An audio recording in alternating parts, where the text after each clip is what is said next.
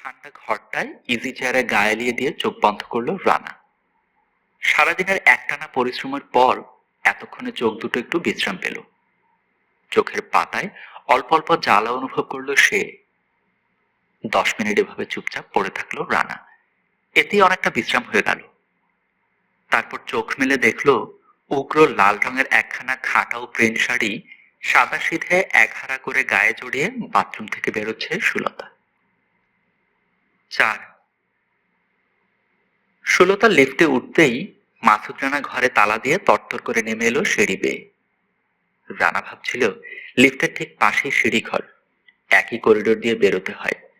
ওখান দিয়ে সুলতার পিছন পিছনে বেরোলে ধরা পড়ে যাওয়ার সম্ভাবনা খুব বেশি। দোতলায় এসে ম্যানেজারের কাউন্টারে থামলো সে। চাবিটা দিয়ে বলল, একটু বাইরে যাচ্ছি, আমাদের কোনো চিঠি বা টেলিগ্রাম এলে হাসান আলীর হাতে দিয়ে দেবেন। জি আচ্ছা।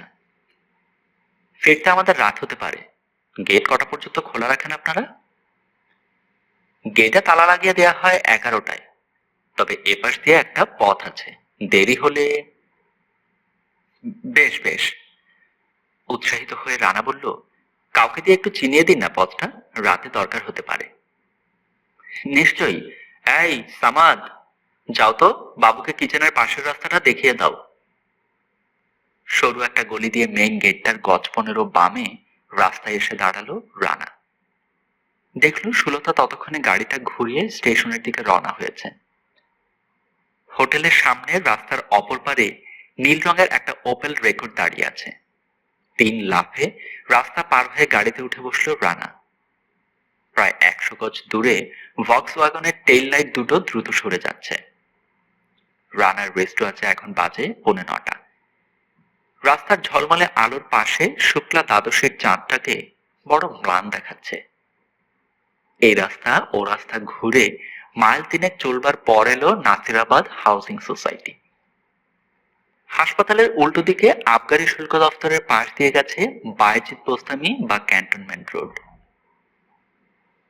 প্রায় নির্জন রাস্তাটা দোহাজারি রেল লাইন পার হয়ে মাঝারের পাশ দিয়ে চলে গেছে, ঠেকেছে গিয়ে চিটাগং ক্যান্টনমেন্টে। বাঁদিকে একটা রাস্তা গিয়ে মিশেছে রাঙামাটি রোডে। অতদূর যেতে হলো না। রেল ক্রসিং আর মাজারের মাঝামাঝি জায়গায় এসে হঠাৎ ডান ধারের একটা খোয়া ঢালা কাঁচা রাস্তায় নেমে গেল সামনের ভক্সওয়াগন। বড় রাস্তার পাশে একটা একতলা বাড়ির উঁচু পাঁচিল, ঠিক তারপরই ডান দিক দিয়ে চলে গেছে কাঁচা রাস্তাটা। ওপেলের নাকটা পাঁচিলের আড়াল থেকে একটু বেরোতেই ব্রেক করলো রানা। প্রায় 150 গজ দূরে হাতের বাম ধারে একটা দোতলা বাড়ির লোহার গেট দিয়ে ভিতরে ঢুকে গেল ভক্সওয়াগন। তারপর আপনা আপনি বন্ধ হয়ে গেল গেট। গাড়িটা ব্রেক করে পাঁচিলের আড়ালে ঘুরিয়ে রেখে নেমে এলো মাসুদ রানা। দূর থেকে দেখা গেল উঁচু প্রাচীর দিয়ে বাড়িটা ঘেরা। একতলার কয়েকটা ঘরে বাতি জ্বলছে, কিন্তু দোতলাটা সম্পূর্ণ অন্ধকার। চাঁদের আলোয় আবছা কতগুলো উঁচু টিলা দেখা গেল খানিকটা দূরে। একটা নিচু জমি আছে বাড়িটাতে পৌঁছবার আগে হাতের বাঁ ধারে। বোধহয় সেখানে বাড়ি তোলা হবে। মাটি ফেলে অর্ধেকটা ভরাট করা হয়েছে। কয়েক হাজার 1 নম্বর ইট জায়গায় জায়গায় থাক দিয়ে সাজানো আছে। বাড়িটার গেটের সামনেটা ডুমবাতির উজ্জ্বল আলোয় আলোকিত। তাই বাঁ দিকের মাঠের মধ্যে নেমে গেল রানা। ইটের পাঁজার আড়ালে আড়ালে উঁচু প্রাচীরের পাশে গিয়ে দাঁড়ালো সে। দেখলো পাঁচিলের উপর আবার 3 ফুট উঁচু কাঁটাতারের বেড়া। রানা বুঝলো অত্যন্ত সুরক্ষিত বাড়ি। একবার ভিতরে ঢুকে কোনোভাবে ধরা পড়লে ওখান থেকে আর বেরোতে হবে না। এমন জায়গায় একটা বাড়িকে এত সুরক্ষিত করবার কি উদ্দেশ্য ঠিক বোঝা গেল না। প্রাচীর বরাবর কিছু দূর বাঁদিকে চলে গেল রানা। 9টা-9:15তেই এই এলাকা একেবারে নির্জন হয়ে গেছে। একটানা ঝিঝি পোকার ডাক শোনা যাচ্ছে। সেই সাথে থেকে থেকে নিচু জলা জায়গা থেকে বেসুরো ব্যাঙের ডাক। এক আধটা জোনাকি মিটমিট করছে ম্লান ভাবে। গোটা কতক 10 ইঞ্চি ইট একটার উপর আরেকটা রেখে তার উপর উঠে দাঁড়ালো রানা। আর হাতখানেক ওপরে পাঁচিলের মাথা। লাফিয়ে উঠে পাঁচিল ধরল সে। কাঁটাতারের বেড়াটা প্রায় দেয়ালের গায়ে লাগানো। ওটাকে ঠেলে উঁচু করবার জন্য যেই ধরেছে, অমনি ছিটকে 10 ফুট দেয়াল থেকে মাটিতে পড়ল রানা। অসম্ভব জোর এক ধাক্কায় মুহূর্তে জ্ঞান হারিয়ে ফেলল সে। 1000 ভোল্টের ইলেকট্রিসিটি চলছে তারের মধ্য দিয়ে। সেই বিদ্যুৎবাহী তারটা রানার ডান হাতের তালুতে আড়াআড়ি ভাবে বসে যাওয়ায় মাংস পোড়া গন্ধ ছুটল। ফোসকা পড়ল না, দগদগে ঘায়ের মতো কাঁচা মাংস দেখা যাচ্ছে। সাদা রস গড়িয়ে পড়ছে তার থেকে। অজ্ঞান হয়ে নিজের শরীরের ভারে মাটিতে পড়ে না গেলে কয়েক সেকেন্ডে মৃত্যু হতো রানার। 2-3 মিনিট পর ধীরে ধীরে জ্ঞান ফিরে এলো রানার। কানের কাছে তানপুরার মতো একটানা ঝিঝি পোকার সুর আর কোলা ব্যাঙের ক্লাসিক্যাল তান শুনে অবাক হলো সে। হু হু করে ঠান্ডা বাতাস লাগছে চোখে মুখে। ভাবলো এয়ার কুলারটা বন্ধ করে দিই। ধীরে চোখ মেলল সে। পরিষ্কার চাঁদের আলোয় দেখলো একটা দেয়ালের গায়ে কয়েকটা মরচে ধরার শিক দেখা যাচ্ছে। মাটিতে ঘাসের উপর শুয়ে আছে ও। ভাবলো এ কোথায় আছি। হঠাৎ ডান হাতের তালুতে অসম্ভব জ্বালা করে উঠতেই সব কথা মনে পড়ে গেল ওর। উঠে বসে ক্ষত জায়গাটা একবার দেখলো রানা। তারপর দেয়ালের উপর তারগুলোর দিকে চাইলো একবার। ভাবলো আগেই আন্দাজ করা উচিত ছিল আমার। যাক, গতস্য সূচনা নাস্তি। পকেট থেকে রুমাল বের করে ডান হাতটা পেঁচিয়ে নিয়ে শিকগুলোর দিকে ফিরল সে। বাড়ির ভেতর থেকে একটা বড় নর্দমা এসে শেষ হয়েছে দেয়ালের বাইরে। ভিতর থেকে পানি এসে এই নিচু জমিতে পড়ে। মোটা শিক দিয়ে বেড়া দেয়া আছে নর্দমাটা। বহু দিনের পুরনো লোহা মরচে ধরে ক্ষয় হয়ে গেছে। সেই নর্দমা দিয়ে হু হু করে দক্ষিণা বাতাস এসে রানার চোখে মুখে লাগছিল এতক্ষণ। শিকগুলো সহজেই বাঁকিয়ে বাড়িতে ঢোকা সম্ভব মনে করে হাত দিতে গিয়েও থমকে গেল রানা। যদি এতেও কারেন্ট থাকে, বোঝা যাবে কি করে। এবার আর ছিটকে পড়ার সম্ভাবনা নেই, নিশ্চিত মৃত্যু। ম্যাও, চমকে উঠে দেখলো রানা। বাড়ির ভেতর থেকে একটা বিড়াল এসে শিকের অপর পারে উকি দিচ্ছে। বাইরে চলাচল করবার এই সোজা পথ বের করে নিয়েছে সে। শিকের সাথে আলস্য ভরে দুবার গা ঘষে বাইরে বেরিয়ে এলো বিড়ালটা। রানার দিকে নিরুৎসুক দৃষ্টিতে চাইলো একবার। তারপর পিঠের উপরটা দুবার চেটে নিয়ে একটা বুকডন দিয়ে লাফিয়ে চলে গেল ডান ধারে। নিঃসন্দেহ হয়ে এবার রানা বাঁ হাতে একটা শিক ধরে টান দিল। শিকগুলো নিচের দিকটা একেবারে চিকন হয়ে গেছে মরচে ধরে গিয়ে। তাই বাঁ হাতেই অনায়াসে বাঁকিয়ে উপর দিকে উঠিয়ে দিল সে। হাতের মুঠো থেকে একরাশ মরচে ধরা লোহার গুঁড়ো ঝরে পড়ল। খুশি মনে একটা একটা করে সবকটা শিক বাঁকিয়ে তুলে দিল রানা উপর দিকে। তারপর ডান হাতে ওয়াল থারটা বাঁকিয়ে ধরে ঢুকে পড়ল ভিতরে। বাড়িটার পিছন দিকে মস্ত বড় কম্পাউন্ড। টিনের ছাউনি দেয়া লম্বা একখানা গুদাম ঘর দেখা গেল। তার সামনে 5 টনের দুটো লরি দাঁড়িয়ে আছে, একটা ফোর্ড আর একটা মার্সিডিজ। লোকজনের সারা শব্দ নেই। শেডবিহীন একখানা 100 পাওয়ারের বাল্ব জ্বলছে গুদাম ঘরের এক কোণে বাইরের দিকে। নগ্ন দেখাচ্ছে ওটাকে। বনবন করে কয়েকটা পোকা ঘুরছে ওটার চারধারে। গেটের দিকে কিছু দূর সরে এলো রানা দেয়াল ঘেঁষে। এখান থেকে পরিষ্কার দেখা যাচ্ছে সামনের বনেটটা হাঁ করা অবস্থায় ভক্সওয়াগনটা দাঁড়িয়ে আছে গাড়ি বারান্দায়। রানার সামনে বেশ খানিকটা জায়গা ফাঁকা। চাঁদের আলো বিছিয়ে পড়েছে মাঠের উপর। এই মুহূর্তে দ্বাদশের চাঁদটাকে বড় বেশি উজ্জ্বল মনে হলো তার। দ্রুত পদক্ষেপে একটা ছোট গাছের তলায় চলে এলো রানা। সেখান থেকে বাড়ির পিছনটা আর মাত্র গজ 10 দূরে। পিছন দিকে ব্যারাকের মতো কয়েকটা চাকরের ঘর। কোনো লোকজনের চিহ্ন দেখা গেল না ওদিকে। বাতি জ্বলছে না একটাও। কেবল একটা ইলেকট্রিক জেনারেটরের মৃদু গুঞ্জন ধ্বনি আসছে সেদিক থেকে। না, কেউ লক্ষ্য করেনি ওকে। মাথার উপর দিয়ে একটা বাদুড় ডানা ঝটপট করে উড়ে গেল রানাকে সচকিত করে দিয়ে। আপন মনে ঝুলছিল গাছে, হঠাৎ কি মনে করে সশব্দে ডানা ঝাপটে চাঁদের আলোয় উঠতে লাগলো ঘুরে ঘুরে।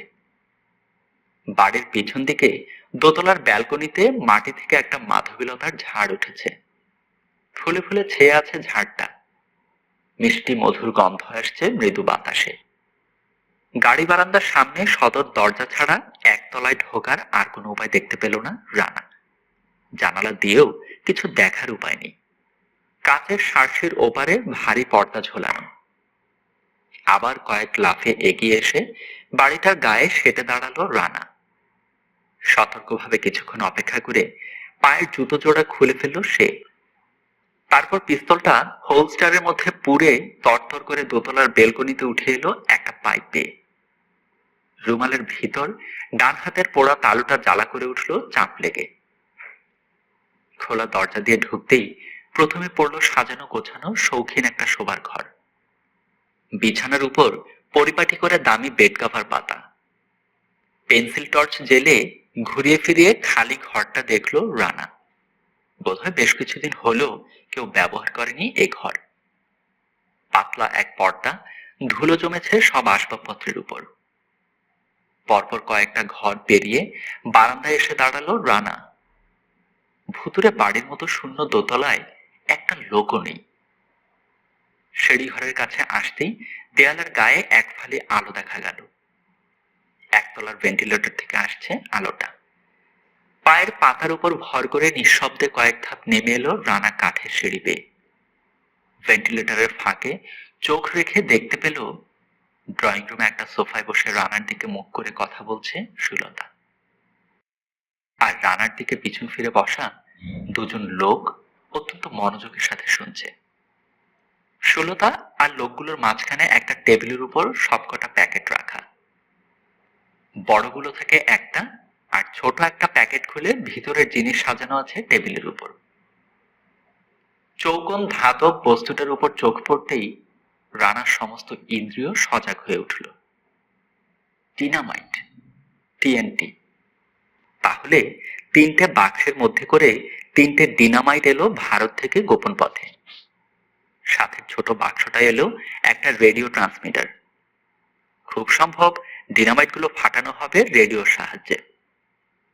সমস্ত ইচ্ছা শক্তি একত্রীভূত করে কান পেতে রানা শুনতে চেষ্টা করলো সুলতার কথাগুলো, কিন্তু নিচু গলায় কথা হচ্ছে বলে কিছুই বোঝা গেল না।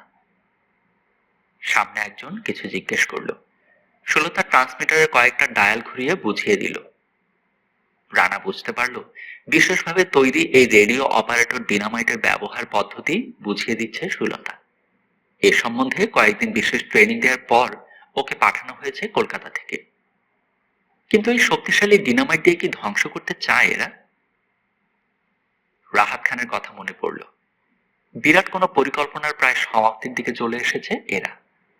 জানতে হবে তোমার কি আছে প্যাকেটে, কাকে দেয়া হচ্ছে সেটা, আর কেন দেয়া হচ্ছে। ওদের সমস্ত কুমতলব বানচাল করে দিতে হবে। কঠিন সংকল্পের মৃদু হাসি ফুটে উঠল রানার ঠোঁটে।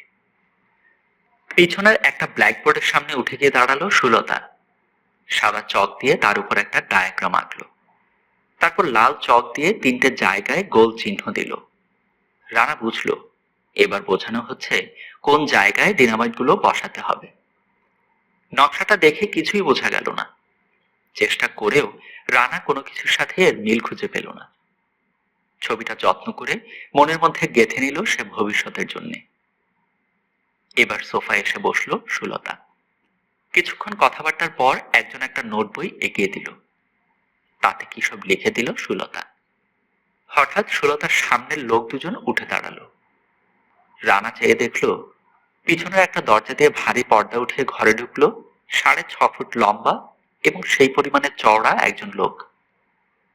কাঁধের উপর প্রকাণ্ড একটা মাথা, মাথা ভর্তি কোকড়া ব্যাগ ব্রাশ করা চুল, অত্যন্ত সুপুরুষ চেহারা। পরনে কড়া ইস্ত্রির রুচিসম্পন্ন টেট্রন স্যুট। লোকটা ঘরে ঢুকলো ডান পাটা একটু টেনে টেনে। সুলতা উঠে দাঁড়াতে যাচ্ছিল। লোকটা ওকে বসতে বলে অপর দুজনকেও বসবার ইঙ্গিত করলো। তারপর নিজে সুলতার পাশে বসে কয়েকটা কথা জিজ্ঞেস করলো। সামনের একজনকে কিছু একটা আদেশ করতেই সে ঘর থেকে বেরিয়ে গেল। এবার বিদায় গ্রহণের পালা। 10:30 বাজে। সুলতা উঠে দাঁড়িয়ে নমস্কার করলো। মিষ্টি হেসে বিদায় দিতে এগিয়ে গেল নতুন আগন্তুক। সুলতা ঘর থেকে বেরিয়ে যেতেই পা টিপে আবার দোতলায় উঠে এলো রানা। গাড়ি বারান্দার ঠিক মাথার উপরের বেলকনিতে একটা মোটা থামের আড়াল থেকে শুনলো গাড়িতে স্টার্ট দিয়ে উঁচু গলায় সুলতা বলছে, গেটটা কাউকে একটু খুলে দিতে বলুন মিস্টার চৌধুরী। আপনি রওনা হন, এখান থেকে বোতাম টিপলে আপনি খুলে যাবে গেট। ভারী গলায় উত্তর এলো। রানা ভাবলো সুইচটা কোথায় আছে দেখতে পেলে হতো, কিন্তু তখন আর নিচে নামার সময় নেই। সামনেটা আলোকিত করে গেটের কাছে চলে গেল ভক্সওয়াগন। গেটটা খুলে ভিতর দিকে ভাঁজ হয়ে গেল। হেডলাইটের আলোয় রানার চোখে পড়ল গেটের উপর প্লাস্টিকের নেম প্লেটে লেখা কবির চৌধুরী, 257 বায়েজিদ বোস্তামি রোড, চিটাগাং। গাড়িটা বেরিয়ে যেতেই লোহার গেট বন্ধ হয়ে গেল। ক্লিক করে একটা তীক্ষ্ণ শব্দ করে তালা লেগে গেল গেটে। রানা ভাবল আপাতত কাজ শেষ, কালকে শুরু হবে আসল কাজ।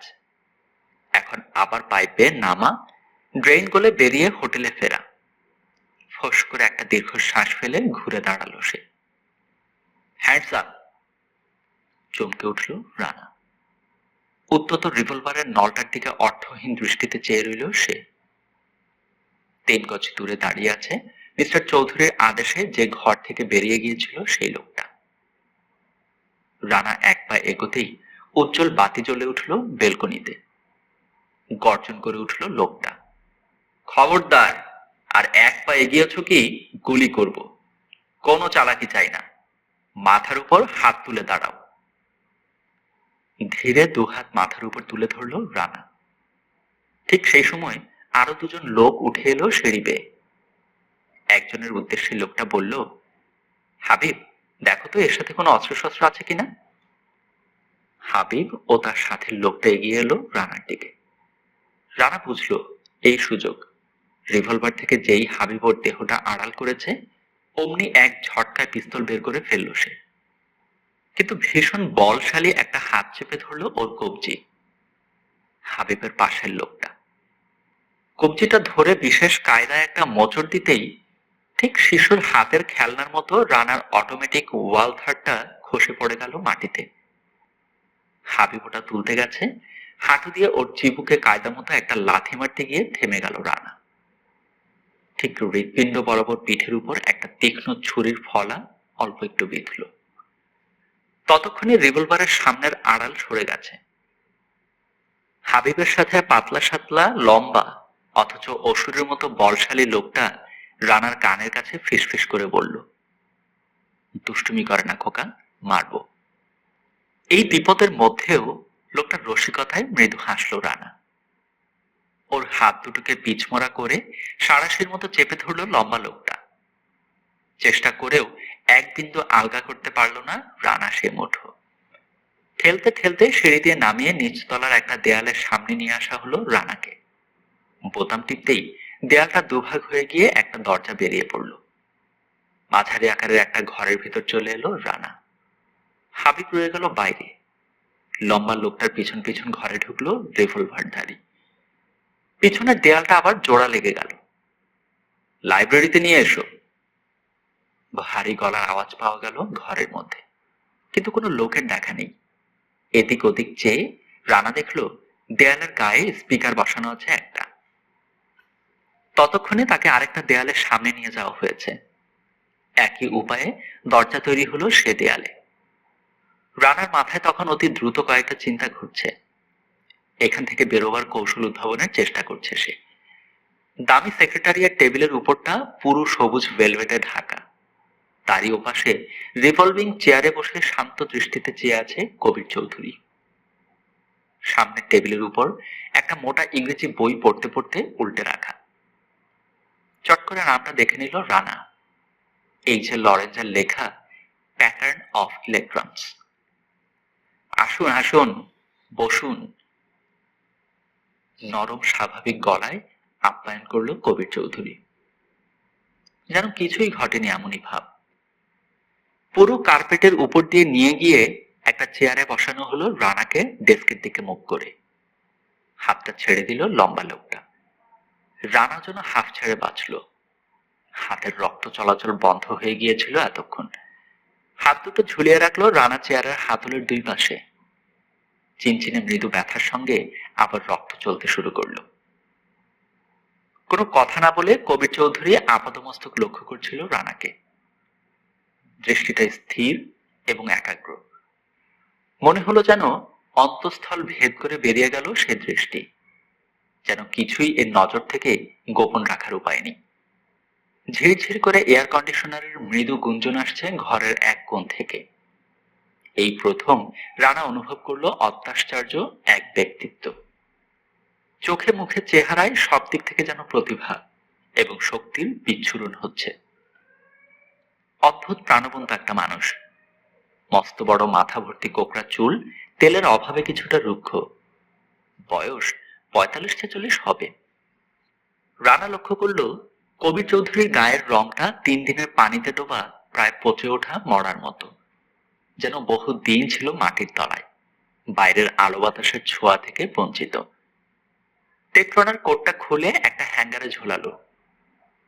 সাদা স্টিফ কলার শার্টের নিচে গেঞ্জির অস্তিত্ব টের পাওয়া যাচ্ছে কয়েকটা বাঁকা রেখায়। অনামিকায় মস্ত বড় একটা হীরের আংটি উজ্জ্বল আলোয় ঝিকঝিক করছে। জুলফির কাছে কয়েকটা পাকা চুল আভিজাত্য এনেছে চেহারায়। কিছুক্ষণ চুপচাপ মনোযোগ দিয়ে রানাকে লক্ষ্য করলো মিস্টার চৌধুরী। রানাও পাল্টা লক্ষ্য করলো তাকে খুব খুঁটিয়ে খুঁটিয়ে। তারপর ঘরের চারধারে একবার চোখ বুলিয়ে নিল। শৌখিন কোটিপতির লাইব্রেরির মতো সাজানো গোছানো ঠান্ডা ও নীরব এই ঘরটা, বোধহয় সাউন্ড প্রুফ করা। থরে থরে সরু মোটা অনেক বই সাজানো 12-14টা বড় বড় আলমারিতে। কবির চৌধুরীর ঠিক মাথার উপর পিছনের দেয়ালে টাঙানো স্বামী বিবেকানন্দের মস্ত এক অয়েল পেন্টিং। রানা ভাবছিল এই লোকটাই কি সেই বিখ্যাত চৌধুরী জুয়েলার্সের মালিক? তবে এর বাড়িতে অত বড় গুদাম ঘর কিসের? বাড়িটা এমনভাবে সুরক্ষিত করবার কি দরকার? ভারতীয় গুপ্তচর বিভাগের সাথে এর কি সম্পর্ক? তার উপর স্বামী বিবেকানন্দের ছবি, অ্যাডভান্সড ফিজিক্সের বই, ঠিক সামঞ্জস্য খুঁজে পাওয়া যাচ্ছে না। কথা বলল কবির চৌধুরী। কোনো বদ উদ্দেশ্য থাকলে সাবধান হতে অনুরোধ করছি। প্রতিটি মুহূর্ত আমি প্রস্তুত আছি আপনার জন্যে। ফলটা শুভ হবে না। বৃথা হুমকি দেবার লোক কবির চৌধুরী নয়। বাড়িতে ঢুকে এতক্ষণে যা দেখেছে তাতে অনেকখানি পরিষ্কার হয়ে গেছে রানার কাছে। এই লোকের প্রতিটা খুঁটিনাটি ব্যবস্থায় অসামান্য বুদ্ধির পরিচয় আছে, এবং সেই সাথে আছে প্রচন্ড ক্ষমতার ইঙ্গিত। কবির চৌধুরীর চোখের দিকে চাইল রানা। আপনার নাম? রানার চোখের দিকে চেয়ে জিজ্ঞেস করলো কবির চৌধুরী, যেন এক বিন্দু মিথ্যে বললেই ধরে ফেলবে। সুবীর সেন। পলকের জন্য ভুরুজোড়া একটু কোঁচকালো কবির চৌধুরী। তারপর স্বাভাবিক কণ্ঠে বলল, ইন্ডিয়ান সিক্রেট সার্ভিসের সুবীর সেন? আগে হ্যাঁ। সুলতা রায়কে আপনি গাড়িতে তুলে নিয়ে এসেছেন বসন্তপুর থেকে? আগে হ্যাঁ। তা কি কারণে এই গরিবালয়ে পদার্পণ? হেড অফিসের হুকুম। বিশ্বাস করলাম না আপনার কথা। বিশ্বাস করাবার মতো যুক্তি আমার পকেটে আছে মিস্টার চৌধুরী। পকেট থেকে একখানা কাগজ বের করলো রানা। টেবিলের উপর ছুড়ে দিল সেটা। কবির চৌধুরী একবার চোখ বুলালো সাংকেতিক চিঠিটার উপর। এবার আরো তীক্ষ্ণ হয়ে উঠল তার চোখ দুটো। এই চিঠির যদি কোনো অর্থ থাকে তবে তা বের করতে আমার 15 মিনিট সময় লাগবে। যাক, আপাতত ধরে নিলাম আপনি সুবীর সেন, কিন্তু আমার বাড়িতে অনধিকার প্রবেশ করেছেন কেন? চিঠিটা ভাঁজ করে টেবিলের উপর পেপার ওয়েট দিয়ে চাপা দিয়ে রাখলো কবির চৌধুরী। সুলতা রায়কে অনুসরণ করবার আদেশ আছে আমার উপর। ডিনামাইট গুলো ঠিক হাতে পৌঁছলো কিনা এবং ঠিক মতো ব্যবহার হলো কিনা তার দিকে নজর রাখার ভার দেয়া হয়েছে আমাকে। তাই গাড়ির মধ্যে লুকিয়ে সুলতার সাথেই ঢুকেছে এ বাড়িতে। সুলতার গাড়িতে আপনি আসেননি, এসেছেন ওপেল রেকর্ডে করে। কবির চৌধুরীর হাসি হাসি মুখটা গম্ভীর থমথমে হয়ে গেল। মনে হলো রানার মুখের উপর কেউ যেন ধরাম করে দরজা বন্ধ করে দিল। তীব্র দৃষ্টিতে রানার চোখের দিকে কিছুক্ষণ চেয়ে থেকে বলল, মিছে কথা আমি বরদাস্ত করি না সুবীর বাবু। আপনি ভুল করছেন। মিথ্যে বলে আজ পর্যন্ত আমার হাত থেকে কেউ নিস্তার পায়নি, আপনিও পাবেন না। টেবিলের উপর থেকে একটা পাইপ তুলে নিয়ে তার মধ্যে টোবাকো ভরে নিল কবির চৌধুরী চামড়ার পাউচ থেকে। একটা লাইটার দিয়ে সেটা ধরিয়ে আঙুল দিয়ে টিপে আগুনটাকে সবটা জায়গায় সমানভাবে ছড়িয়ে দিল। তারপর এক গাল ধোঁয়া ছেড়ে বলল, রাস্তার উপর দাঁড়িয়ে থাকা গাড়িটা তো বটেই, আপনার ডান হাতটাও প্রমাণ করছে যে আপনি সুলতার সঙ্গে আসেননি। দেয়াল টপকাতে গিয়ে প্রচন্ড এক ধাক্কা খেয়েছেন ইলেকট্রিসিটির। আমি তখন এখানে ছিলাম না। হঠাৎ বাতির আলো কমে যাওয়ায় এ বাড়ির কারো কাছেই আপনার আগমন গোপন ছিল না। তবে এরা ভাবতেও পারেনি যে ভাগ্যক্রমে নর্দমাটা পেয়ে যাবেন আপনি। এতক্ষণে যে পথটা বন্ধ করা হয়ে গেছে, এই বাড়িতে আপনার প্রতিটি পদক্ষেপ আমরা লক্ষ্য করেছি। কাজেই মিথ্যে কথা না বাড়িয়ে বলে ফেলুন আপনি কে এবং কেন এই বাড়িতে প্রবেশ করেছেন। আপনিও মিথ্যা বকর বকর না করে চিঠিটা পড়ে দেখুন মিস্টার চৌধুরী, তারপর আমাকে যেতে দিন। চিঠিটা পড়ে দেখলেও আপনাকে যেতে দেয়া হবে না। এই বাড়িতে ঢোকা যদিও একেবারে অসম্ভব নয়, কারণ দেখতেই পাচ্ছি আপনি ঢুকেছেন, কিন্তু এখান থেকে বেরিয়ে যাওয়া সত্যি অসম্ভব। তার মানে মানে হচ্ছে আজ আর হোটেলে ফেরা আপনার কপালে নেই সুবীর বাবু। কেবল একটা চিঠিতে কিছুই প্রমাণ হয় না। তাছাড়া আপনার কথায় অনেক গোলমাল আছে। শুনুন, আপনি বলছেন হেড অফিসের হুকুমে আপনি এ বাড়িতে প্রবেশ করেছেন, অথচ আপনার হেড অফিস আমার বাড়ির দেয়ালের উপর ইলেকট্রিক তারের অস্তিত্ব সম্পর্কে পূর্ণ ওয়াকিফাল থাকা সত্ত্বেও আপনাকে সাবধান করে দেয়নি। এ কেমন কথা? তার উপর আপনার জুতো জোড়া। ঘরের এক কোণের দিকে চাইল চৌধুরী। রানাও দেখলো একটা টিপয়ের উপর সাজানো রয়েছে ওর জুতো জোড়া। ওগুলো ঢাকার বিউটি ফুড ওয়্যারের তৈরি। ওগুলোর গোড়ালিতে যে চোরক কুঠুরি আছে, তার মধ্যে ছুরি বিশেষ কায়দায় তৈরি হয়েছে শিয়ালকোট থেকে।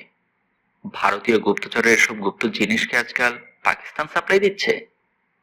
দেখুন, আপনি মিথ্যে আমাকে সন্দেহ করছেন। আমি বাধা দিয়ে গর্জে উঠল কবির চৌধুরী। মিথ্যে আমি কাউকে সন্দেহ করি না সুবীর বাবু। রাস্তার উপর যে ওপেল রেকর্ড রেখে এসেছেন, সেটা পিসিআই এর চিটাগাং এজেন্ট আব্দুল হাইয়ের। আপনি বলতে চান পাকিস্তান কাউন্টার ইন্টেলিজেন্স ভারতীয় সিক্রেট সার্ভিসকে পূর্ব পাকিস্তানের এক মহা ধ্বংস লীলায় সাহায্য করছে? সেটা সম্ভবপর হলে আমি এদের কাছেই সাহায্য প্রার্থনা করতাম, ভারত সরকারের কাছে হাত পাততে হতো না। বুঝতে পারছেন আমার কথাটা?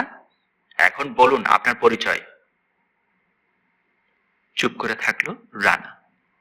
এর চোখে ধুলো দেয়া সহজ কথা নয়।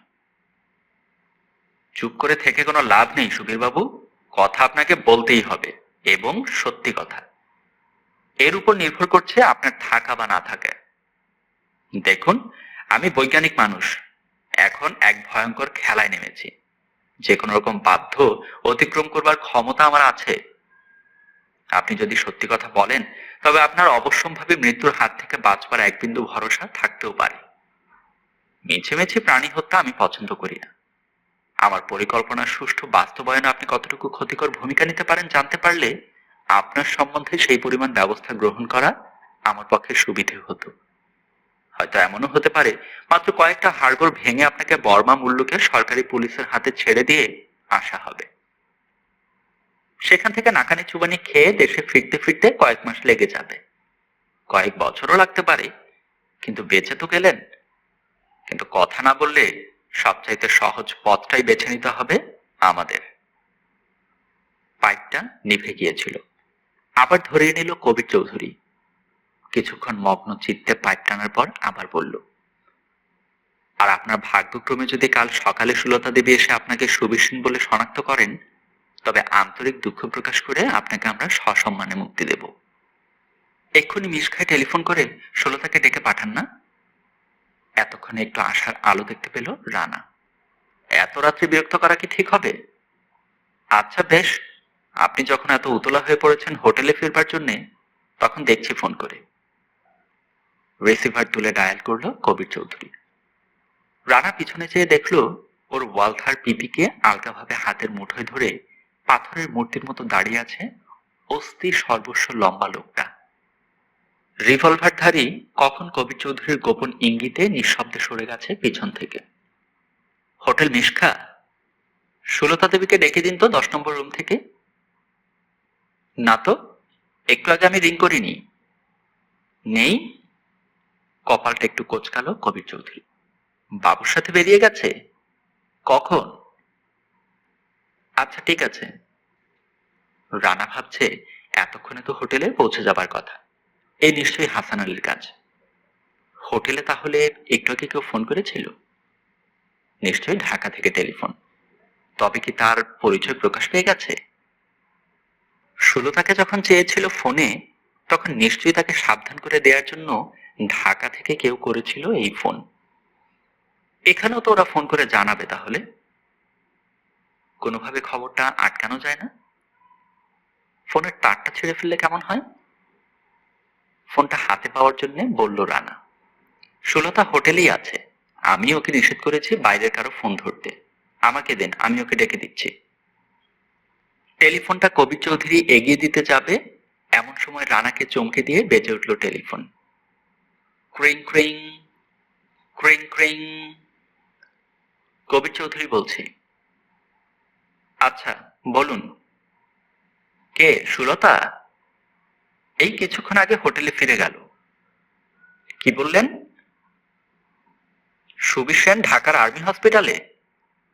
তবে সুলতাকে বসন্তপুর থেকে আনলো কে? মাসুদ রানা? চট করে একবার রানার ফ্যাকাশে মুখের দিকে চেয়ে নিল কবির চৌধুরী। তারপর বেশ কিছুক্ষণ চুপচাপ মন দিয়ে শুনল ফোনের কথাগুলো। বুঝলাম, কিন্তু পিসিআই কেবল চিঠিটা দেখে আর কি বুঝবে? এখানে কি হচ্ছে বা হতে চলেছে তার কিছুটা জানতে পেরেছে কেবল মাসুদ রানা। আপনাদের অত চিন্তার কারণ নেই। মাসুদ রানা এখন আমার হাতে বন্দী। কাল ভোরে পৃথিবীর জ্বালা যন্ত্রণা থেকে ওকে চিরতরে মুক্তি দেব।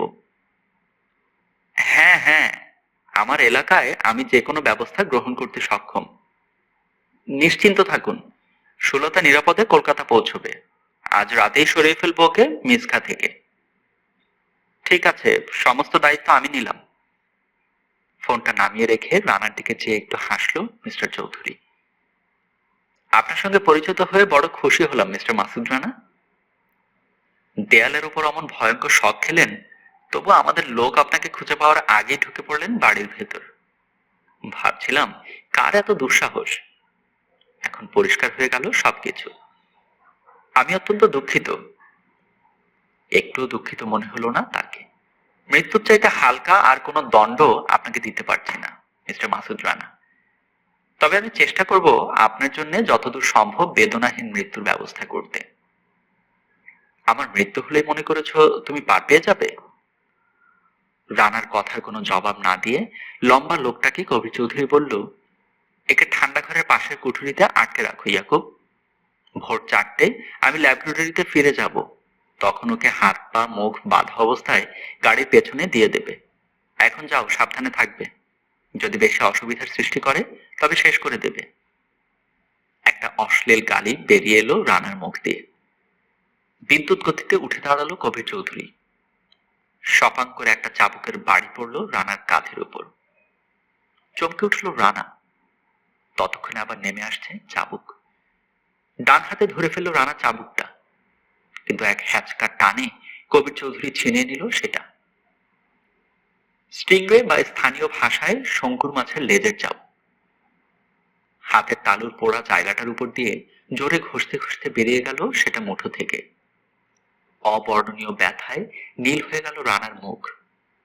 একটা চাপা আর্ত চিৎকার বেরিয়ে পড়ল মুখ দিয়ে। হাতের রুমালটা লাল হয়ে গেল রক্তে। বেয়াদবির শাস্তি বলে কবির চৌধুরী মাথা নেড়ে ইঙ্গিত করলো ইয়াকুবকে। দাঁড়িয়ে পড়েছিল রানা। ইস্পাত কঠিন দুটো হাত এসে ওর ডান হাতটা ধরে মুচড়ে পিঠের দিকে নিয়ে গিয়ে উপরে ঠেলতে লাগলো। রানার মনে হলো হাতটা ভেঙে যাবে। ব্যথায় গলা দিয়ে একটা অদ্ভুত গোঙানির মতো শব্দ বেরোলো ওর। বিন্দু বিন্দু ঘাম জমে উঠলো কপালে। এগো! একটা ঠেলা দিল ইয়াকুব পিছন থেকে। রানার পা এলোপাথারি পড়তে লাগলো। দরজা দিয়ে বেরিয়ে এসে ওরা একটা লম্বা বারান্দায় পড়লো। দুপাশে দেয়াল। হাতটা হাতটা ভেঙে যাবে। ওফ, আমি জ্ঞান হারিয়ে ফেলছি, কাতর স্বরে বলল রানা। হাতটা একটু আলগা হোক তাই চাচ্ছে ও। চুপ শালা, ধমকে উঠল ইয়াকুব, কিন্তু কবজিটা ইঞ্চি তিনেক নামিয়ে দিল পিঠের উপর। রানা ভাবছে তলপেট, কণ্ঠনালী বা অন্ডকোষ, এই 3 জায়গা হচ্ছে দুর্বলের লক্ষ্যস্থল। ইচ্ছে করে একবার হোঁচট খেল রানা। ইয়াকুবের গায়ের সাথে ধাক্কা লাগলো ওর। আন্দাজ পাওয়া গেল দুজনের মধ্যের দূরত্বটা ঠিক কতখানি। এবার হঠাৎ রানা ডান ধারে একটু সরে গেল এবং বাঁ হাতটা শটান সোজা রেখে খুব জোরে পিছন দিকে চালালো। ঘাই করে হাতটা লক্ষ্যবস্তুর উপর পড়তেই তীক্ষ্ণ একটা শব্দ বেরোলো ইয়াকুবের মুখ থেকে। ডান হাতটা ঢিল পেয়ে পিঠের উপর থেকে নামিয়ে আনলো রানা। ইয়াকুব ততক্ষণে যন্ত্রণায় বাঁকা হয়ে গেছে। 2 হাত দিয়ে সে 2 উরুর মাঝখানটা চেপে ধরেছে। 2 পা পিছিয়ে এসে প্রচন্ড জোরে এক লাথি মারলো রানা ওর পাঁজরের উপর। ছিটকে গিয়ে পাশের দেয়ালে পড়লো লোকটা। ভয়ানক জোরে মাথাটা ঠুকে গেল দেয়ালের পাশে। জ্ঞান হারিয়ে পড়ে যাচ্ছিল ইয়াকুব। মরার উপর খাড়ার ঘায়ের মতো মাসুদ রানার প্রচন্ড লেফট কাট এসে পড়লো ওর নাকের উপর। ইয়াকুবের লম্বা দেহটা দড়াম করে মাটিতে পড়তেই রানা চোখ মুখের ঘাম মুছে নিল হাতের পিছন দিক দিয়ে। তারপর ইয়াকুবের পকেট থেকে ওয়ালথারটা বের করে নিল। যেদিকে ওকে নিয়ে যাওয়া হচ্ছিল সেদিকে এগোলো রানা। কয়েক পা যেতেই পিছন থেকে দোতলার উপর যে লোকটা রানাকে প্রথম ধরেছিল তার কণ্ঠস্বর শোনা গেল। সেই আগের মতোই বলে উঠল লোকটা, হ্যান্ডস আপ। পিস্তল ধরাই ছিল হাতে। এক নিমিষে ঘুরে দাঁড়িয়ে গুলি করলো রানা। কিছু একটা বলতে যাচ্ছিল লোকটা, মুখটা খোলাই থাকলো, আওয়াজ বেরোলো না। 2 হাতে নিজের বুকটা চেপে ধরল সে। তারপর ঢলে পড়ে গেল মাটিতে। হাতের রিভলভার থেকে একটা গুলি ছুটে বেরিয়ে ছাদে লাগলো। কিছুটা চুন সুরকি খসে পড়ল ওর মৃত দেহের উপর পুষ্পবৃষ্টির মতো।